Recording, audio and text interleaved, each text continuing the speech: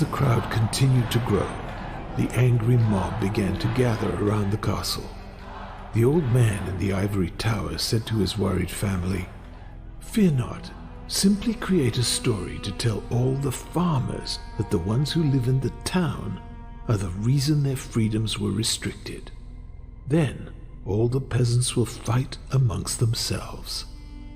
His family grew concerned that people would figure out this obvious deception. The old man smiled because he had played this game before. He knew it is easier to fool the people than to convince them that they had been fooled.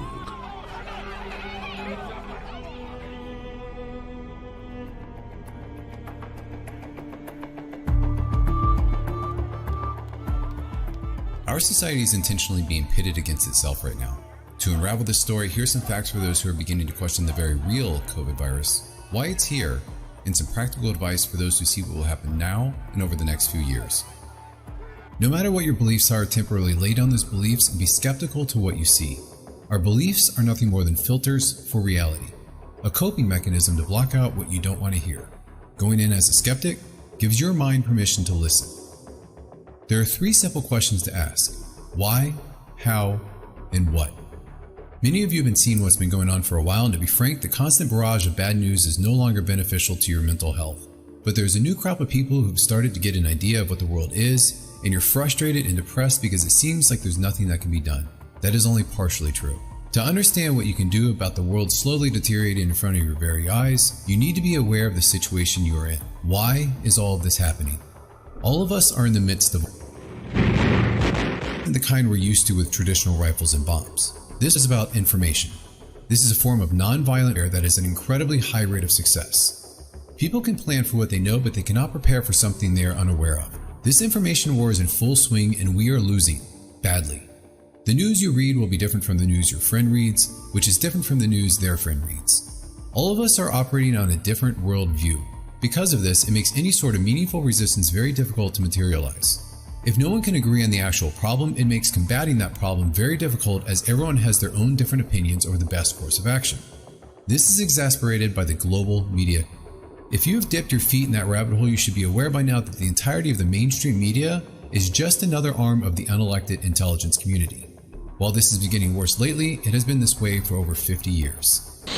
We do have people who submit pieces to American journals. Do you have any people paid by the CIA who are working for television networks? This, I think, gets into the kind of getting into the details, Mr. Chairman, that I'd like to get into in executive session.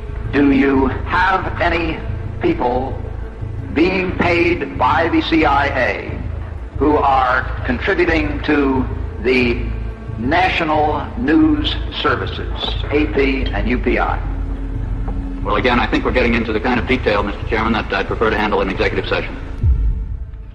Literally everything you see on any mainstream media source, be it news, Netflix, billboards, magazines, YouTube videos, advertisements, or cable TV shows, are controlled and deliberately released to provoke certain reactions from you and everyone else. Virtually everything your mind is consuming. Through this, they are able to control the global conversation. Whatever the media is talking about, we assume everyone else is talking about it. Through the use of repetition, the opinions they present to us we think are everyone else's opinions, or at least the majority. The sharing of biased and false news has become all too common on social media. More alarmingly, some media publish these same things are true without checking facts first. Unfortunately, some members of the media use their platforms to push their own personal bias and agenda to control exactly what people think, and this is extremely dangerous to our democracy. The majority of these media platforms are there for nothing more than to parrot whatever message is demanded by the biggest contributor. Amazon has transformed its operations in response to COVID-19 to protect employees and keep packages flowing. The company is keeping its employees safe and healthy while still delivering those packages to the company. Is keeping its employees safe and healthy. Company is keeping its employees safe and healthy. Keeping its employees safe. Millions of Americans staying at home are relying on Americans staying at home. Amazon. And that is how it works. It's like a house of mirrors, where you're seeing the same thing over and over and over again, except it's distorted. This division of inaccurate information divides us against one another. The truth is, most of us aren't buying into it, but because the global conversation is constantly talking about the same subjects throughout different mediums, we think that is what other people's beliefs are. We get stuck in a groupthink mentality, something science many decades ago has proven to be very powerful. This has the very unfortunate effect of changing the thoughts and feelings of many people so that they fall in line with the conversation. The subject denies the evidence of his own eyes and yields to group influence. Sometimes we go along with the group because what they say convinces us they are right. This is called informational conformity. But sometimes we conform because we are apprehensive that the group will disapprove if we are deviant. This is called normative conformity. It reveals how people will deny what they see and submit to group pressure. It allows us not only to observe conformity, but to study the conditions that increase or reduce its occurrence. We are easily manipulated with this process. Until this global manipulative conversation from the mainstream media is silenced, all of us will continue to be operating on conflicting and false worldviews. This is just the surface of the information war that has been quietly humming along for centuries, slowly changing the world and our perceptions of it little by little, until we find ourselves in this current inverse clown world we are in today. Our universities and schooling institutions were among the first to be corrupted. That you took your kids out of the school. I have been hearing very much the same thing from many parents. They took 8 and 9-year-olds and made them deconstruct their racial and identity to figure out whether they were an oppressor or the oppressed. 8-year-olds, right? I mean, this is really damaging. Education program on these 8 and 9-year-old boys. And it wasn't about support. It was about, we felt like it was more about trying to convince them, like, hey, come on over. And the boys started to get confused. Then our kindergartner was told to write a letter to the Cleveland Indians objecting to their mascot.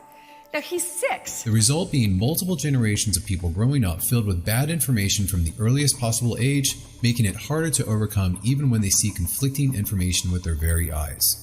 Science has degenerated from a pursuit of data, logic, and reason to a dogmatic edifice of almost religious belief systems. Information has become more abundant, while actual education has done nothing but decline over the decades.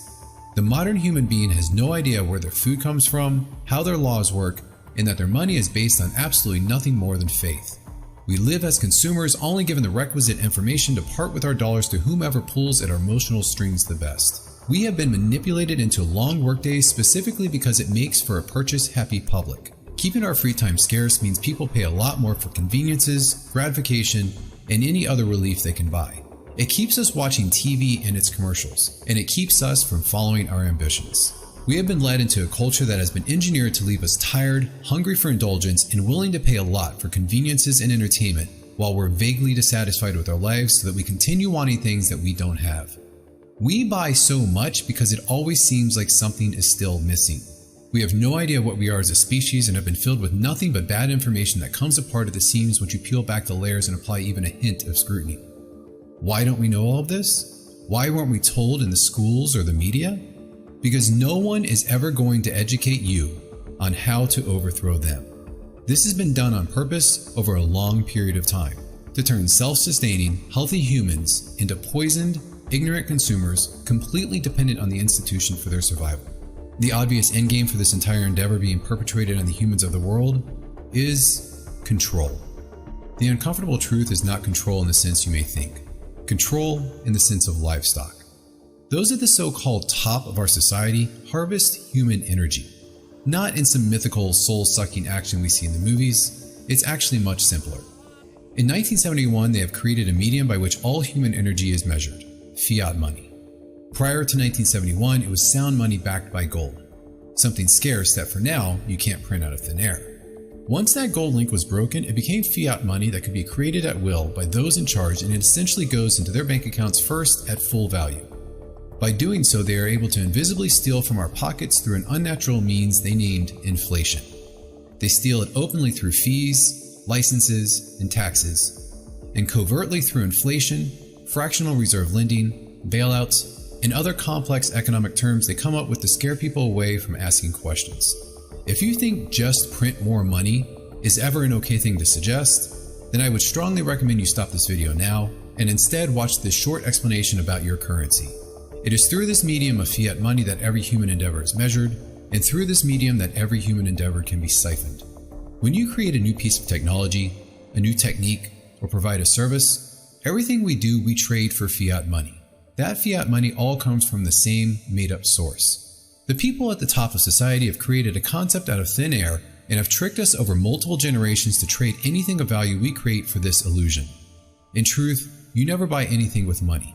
You buy it with the hours of your life you use to get that money. This is the way that those at the top are harvesting our energy. To accomplish this, they must have control of the fiat money system. To show how important this is, one example can be drawn with the Rothschilds family. They are one of, if not the, richest family on earth. For hundreds of years, they have owned mining, drilling, and banking industries all around the world.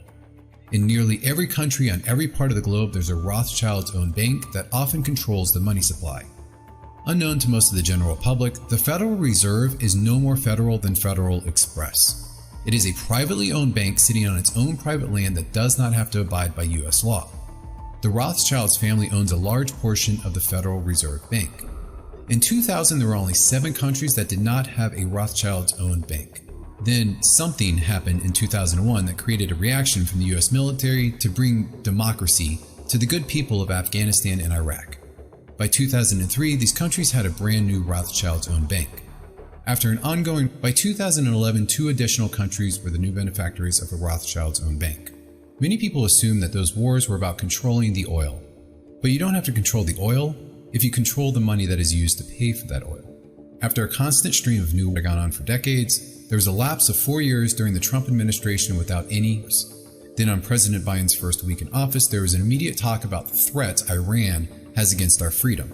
And on his 36th day in office, he started drops in Syria on Iran-backed targets. This may give you an idea of how important it is to control the money system. This control runs deep. The reason we need to be controlled is so that the harvest can continue on a controlled population of what is essentially livestock. We are farmed, the same way we farm cows, chickens, or honeybees. Thousands of bees toil for days collecting pollen, but at the end of it all, the beekeeper comes and takes away the majority of the honey created by the efforts of those thousands of bees without a second thought for all of the work expended by them.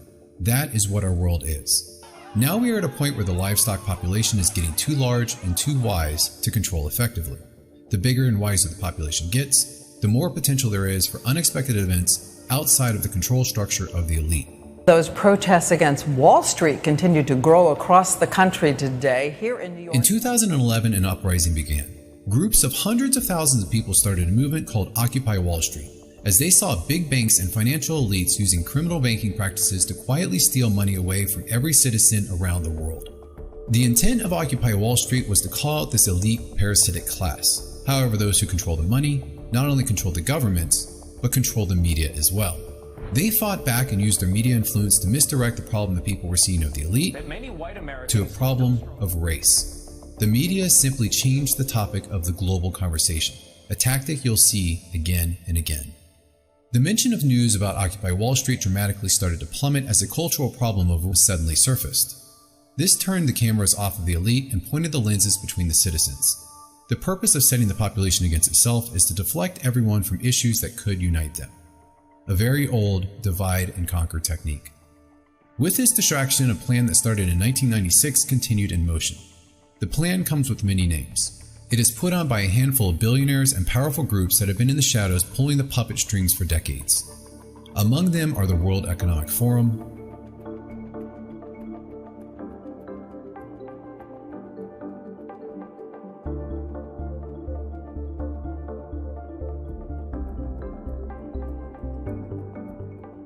in the military-industrial complex. The acquisition of unwarranted influence, whether sought or unsought, by the military-industrial complex.